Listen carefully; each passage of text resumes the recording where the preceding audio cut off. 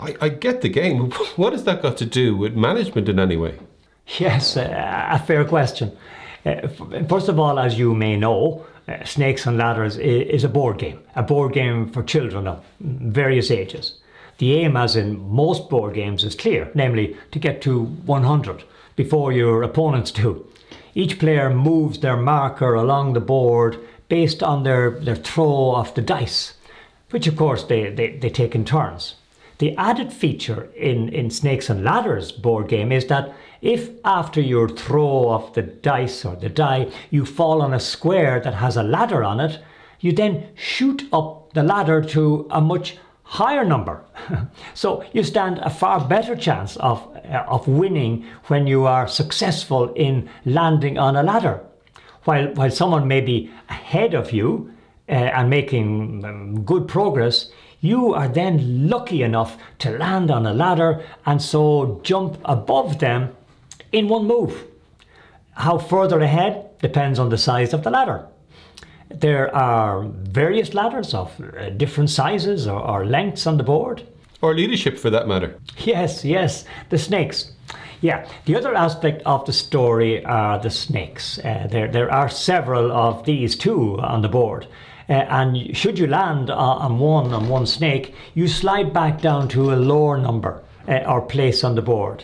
So as with the ladders, you could be far ahead of your opponent, but then have the misfortune to land on a snake, and down you go. How far down you go will also depend on the size or length of the snake. And there are snakes of various sizes. Is that clear? Yes, I get the game, but what has that got to do with management? Or leadership, for that matter? A fair question. Well, it's a metaphor. It's a metaphor for how things are in business and in life.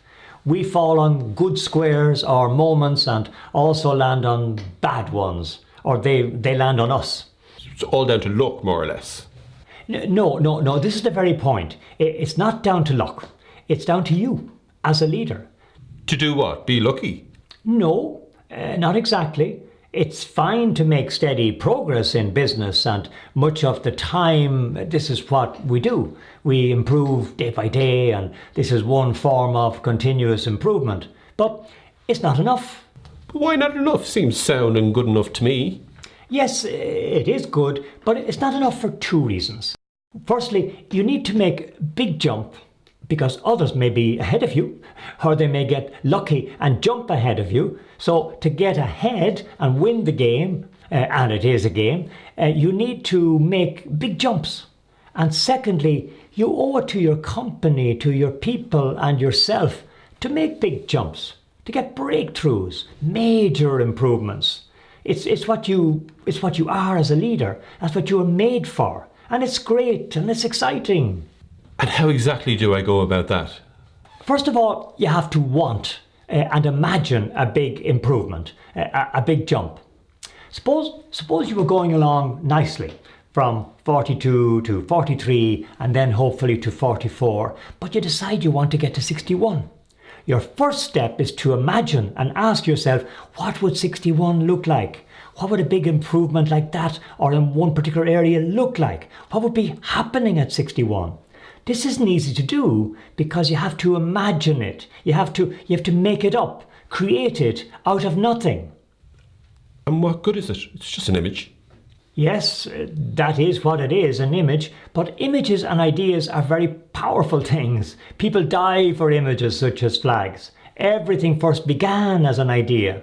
So when you create an image of what a big improvement or desire or wish or jump to 61 would look like, you have in fact created something new that did not previously exist or exist 5 minutes earlier. It's a new image and you created it, and it has a special power.